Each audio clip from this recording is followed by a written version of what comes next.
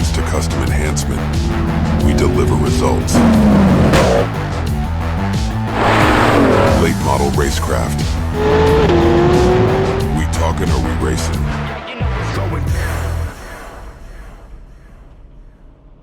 Alright, out on our first test drive in Mr. Barrick's beautiful 2017 Collector Edition Grand Sport. You can always tell the Collector Edition with the rapid blue look interior with the blue stitching. It looks phenomenal. So Mr. Barrick, this is our Stage 4 Supercharger package. Comes with a forged bottom end, and he added a few aesthetics when it comes to wheels and tires on the back of this thing, so we can take off from a second gear roll, as well as the ZR1 spoiler, which makes it look badass in my opinion. These the Grand Sports, they have the wide body look just like the Z06, and so when you put the rear spoiler on it with these wheels and tires with the bead locks, it makes these cars look so mean in my opinion. And now we're getting ready to go play with it. This thing is on full pump gas, just 93 octane. He just wanted a fun weekend toy that he could play with, but I don't think he can get E85 where he's at. He doesn't want to spend a whole bunch of money on race gas, so it's just an all-out perfect 93 octane setup. We have to keep the boost levels right for the 93 octane. And then it is a hot day out today. As always here, Houston summer times are horrible, but I'm gonna try to make a quick little pull. I want to check the shift points because Mr. Barrick is gonna race this car. He is gonna roll race it against his buddies and then at different events. So I want to make sure the shift points are on point.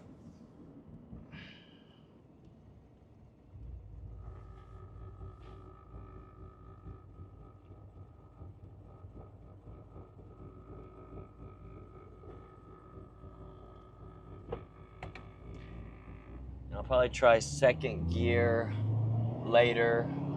This first one I'm gonna do a third gear pull, so we'll test 3 to 4 into 4 to 5 shifts. Manual mode, let it shift all by itself.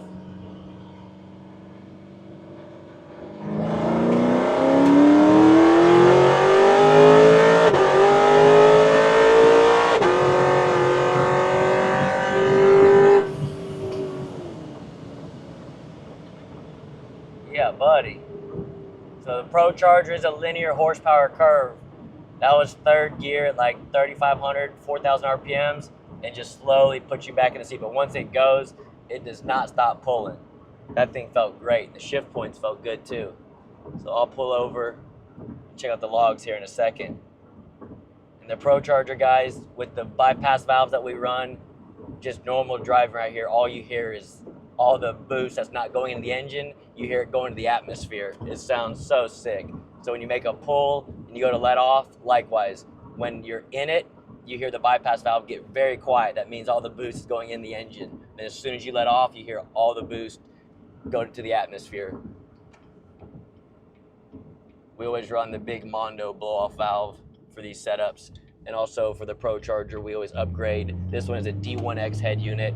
Standard, they all come with the P1s, but to be honest, we don't use a P1 on really any build we do. The C8 was the first one that we started to run a P1 only because it was the only thing that was available at the time. Now even the C8 Corvette, we run a D1X on it just because all of our customers, I don't care who they are, they say they only want X amount of horsepower, but later on, they always call and want more. So we always go with a bigger head unit, even for his sake. He's making 750 rear horsepower now on pump gas, but if he goes out and races this thing for a year and says, Steven, I want more horsepower, wants to bring it back for either E85 or race gas, we have the head unit, we have everything we need with the short block being built that we can turn this thing up to 900 rear wheel horsepower, which is over 1050, almost 1100 flywheel horsepower. So again, we go overkill in that aspect for the Supercharger just because I know my customers, a guy that's racing like this, he'll be happy like this for a little while and then they'll probably want more, so we like to give them overkill right there.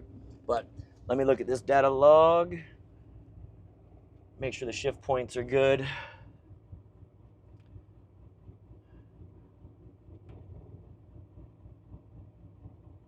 So obviously, guys, as RPM climbs, so does boost with a centrifugal supercharger. So shift points are key. We want that shift extension to not drop below a certain RPM where it essentially loses boost and then has to accelerate again. So the higher we can shift this thing, the better, because then our shift extension, it won't fall so low and get us out of that boost range. And because it is a built motor, has pistons and rods in it, we have a good valve train in it, we can zing this one up. Like right now I'm shifting the 3 to 4 is right around 6,800, 4 to 5 is around 6,900, almost 7,000 RPMs. It sounds so good and everything looks phenomenal in here with 93 octane. So I'm gonna save it.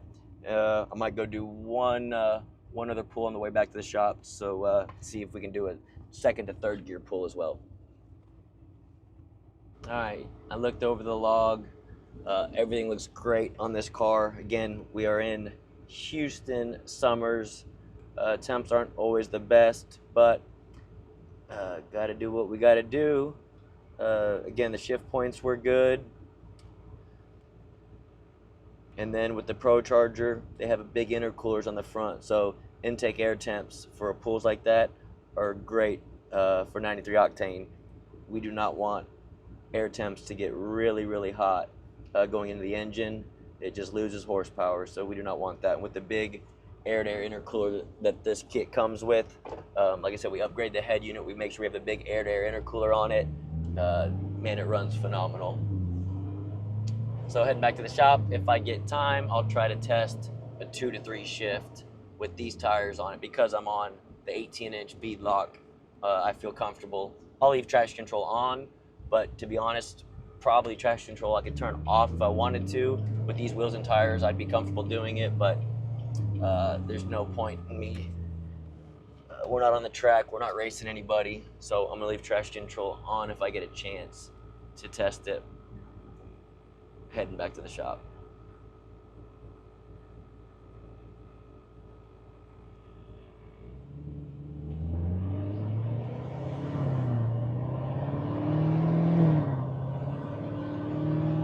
So yeah, I didn't even say, we got the beadlock wheels on it, and we run the 18-inch Toyo. It's not the 888, it's the R. So it looks almost like our, I think like the Nitto, as well as what we call the Mickey Thompson, like the Pro 275, where they just have, like, it's pretty much a full slick, but it's a radial.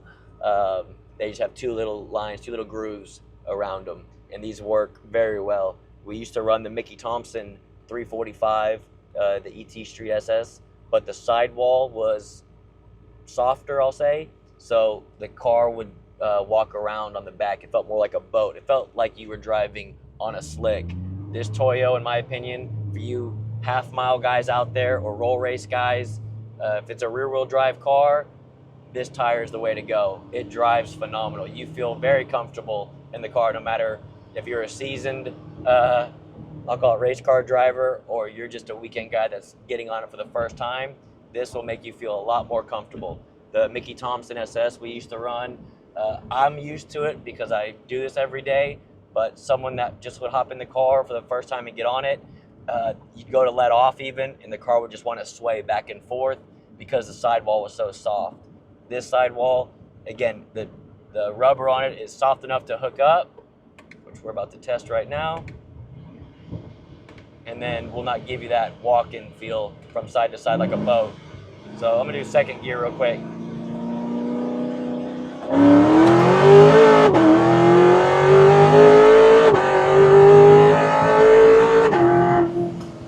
Now that fucking rips.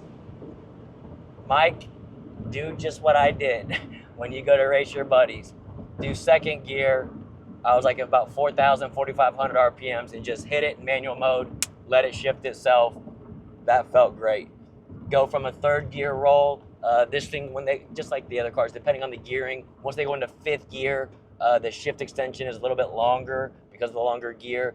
In a centrifugal blower car, it needs that RPM to make boost. So because this car hooks up so well like it did right there, I'm gonna tell Mike, take off in second gear as much as you can from a roll. Try to get out on anyone that you're racing against, and if they have enough horsepower to try to come around you, well, more power to them. But That felt phenomenal. So I'm gonna save that log. I'm gonna check the 2 to 3 shift as well as all the rest of the shift points, and I'm pretty sure it's gonna be perfect. We'll get this car back to the shop, get it cleaned up, and sent all the way home to Pennsylvania, back to Mr. Barrick. So, Mr. Barrick, thank you for trusting me with this build.